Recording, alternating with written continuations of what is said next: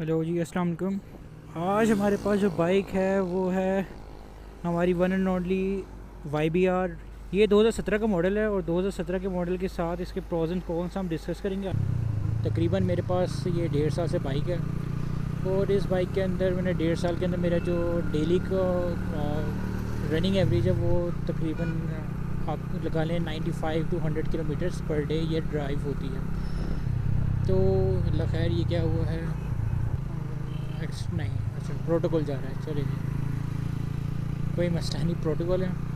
हाँ, हम बात कर रहे थे कि बाइक के प्रोज एंड कॉन्स क्या हैं। तो बाइक के प्रोज एंड कॉन्स की बात कर रहे हैं तो सबसे पहले प्रोज इस बाइक कैटेगरी के अंदर आपके पास दो बाइक्स आती हैं। एक होंडा CG 125 जो कि बिल्कुल मैं रिकमेंड नहीं करता उसको, तो बाइक कहना भी मैं कहता हूँ कि बाइकों की तौहीन होगी। दूसरी आपके पास जो ऑप्शन आती है वो डीलक्स 125 है या 150 आई गेस, मुझे कंफर्म नहीं है, लेकिन 125 मैंने उसमें देखा हुआ है। ये बाइक है वो बाइक, और इस बाइक का अगर कंपेयर किया जाए, देखें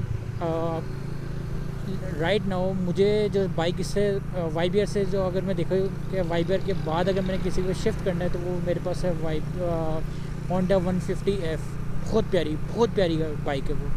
लेकिन उसके अंदर जो सबसे बड़ा मसला है, देखें YBR जब नई आई थी इसके अंदर भी यही मसला था कि इसके पार्ट्स नहीं मिलते थे।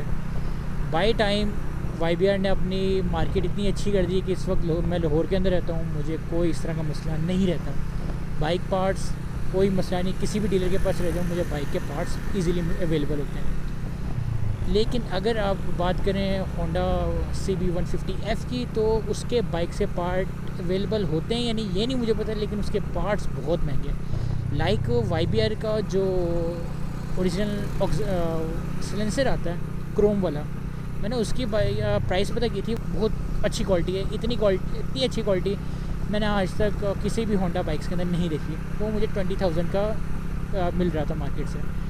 और मैंने, क्योंकि मैं कंपेयर ज़रूर करता हूँ जब भी कोई चीज़ लेता हूँ, तो जनाब मुझे कंपेयर करते हुए पता चला कि जो CB 150F का मीटर है, सिर्फ जस्ट मीटर, वो उसकी फ़र्स्ट कॉपी 20,000 की है। मैंने कहा यार, इस अगर यही बाइक के पार्ट्स का इशू इतना बड़ा है 150F का, तो यार फिर तो YBR तो फिर 2015 या 16 के अंदर आई है, वो तो फिर ज़्यादा बेटर है।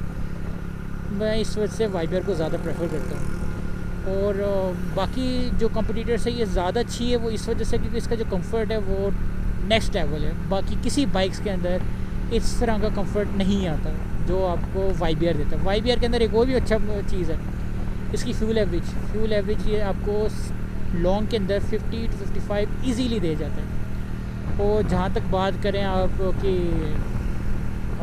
दूसरी चीज़ वो ये है कि आप CB 150F के अंदर इतने पंगे नहीं ले सकते, लेकिन YBR के अंदर आप जिस तरह के जितने मर्जी, जो आप अनाड़ी हो गए ना मेरी तरह भी, आप इसके अंदर वो कर सकते हो, शशके डाल सकते हो। लाइक मेरे पास ये इस वक्त 125G है, मैंने इसको बाइक को ड्रॉप किया हुआ है। मेरे बाइक जो क्योंकि जब स्टार्टिंग YBR आई थी, जो इंपोर्ट हुई थे यूनिट से, वो मिसिंग करते थे। आई गेस कुछ लोग कहते हैं कि वो उस वक्त पेट्रोल था, वो जो पाकिस्तान के अंदर था वो इतनी अच्छी क्वालिटी में नहीं आता था। लेकिन फिर भी मैंने जब मेरे पास आई थी तो मुझे भी उस वक्त लगता था कि ये यार ये मिसिंग करती है। अंडर पास आ रहा है, आई गेस इसका साउंड चेक करवाना चाहिए हमको।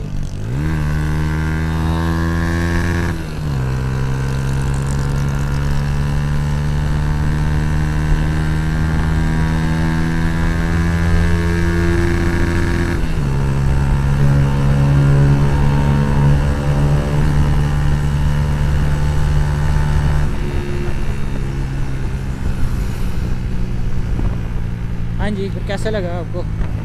अभी मैंने इसको फुल ड्राइव नहीं दिया, अभी मेरा 5वां गियर पड़ा हुआ था। अब आते हैं इसके कॉन्स के बारे में। कॉन्स तो इसके थोड़े से ही हैं लेकिन हैं ज़रूर, और मेरे ख्याल से कि इसके कॉन्स को बताना लाजमी है। सबसे पहला जो इसका कॉन है वो ये है कि जनाब जो इसका स्टॉक टायर आता है पीछे वाला, बाइक वैसे तो मैं समझता हूँ अपने जिनके कॉम्पिटिटर्स के बीच में अगर इनको देखा जाए तो इसकी जो स्टेबिलिटी है वो नेक्स्ट लेवल है, कोई भी इसको कंपेयर नहीं कर सकता।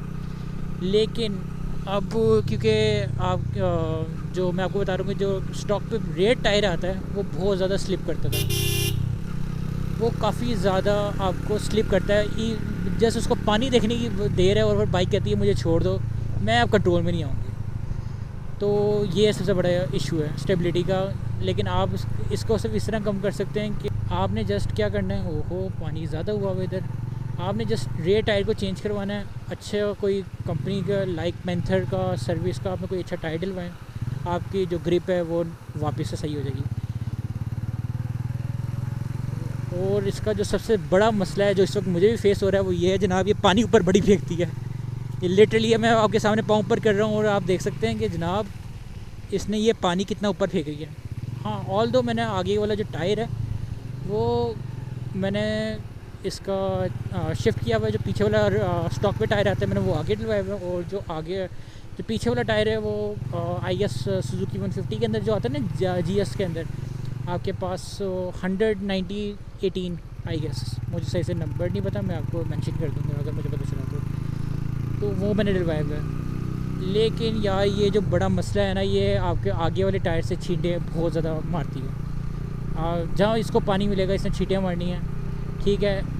अब क्या रह गया, अब एक छोटा सा इशू है, वो ये है कि जो इधर आता है ना आपको जहाँ से आप ऑयल ड्रेन करते हैं, नट जो है ना वो बहुत जल्दी फ्री हो जाता है अगर आप खुद उसको टाइट करते हैं। तो प्रेफर यही करूँगा कि जब भी आप इसको करें नट को टाइट, स्क्रू जब भी टाइट करना है तो आप किसी मैकेनिक से करें, ताकि खुद कोई नुकसान करने से बेहतर है कि आप थोड़े से पैसे देके मैकेनिक से उस चीज़ सही करवाएं। अगर आप नेक्स्ट पे कोई भी वीडियो देखना चाहते हैं तो काइंडली कमेंट्स पे उस टॉपिक को ज़रूर मेंशन करें। मैं ज़रूर कोशिश करूँगा कि उस टॉपिक पे वाइबियर के अबाउट ज़रूर बात करूँ। ओके जी, थैंक यू सो मच। एक आखिरी में एक छोटी सी स्पीड पकड़िए।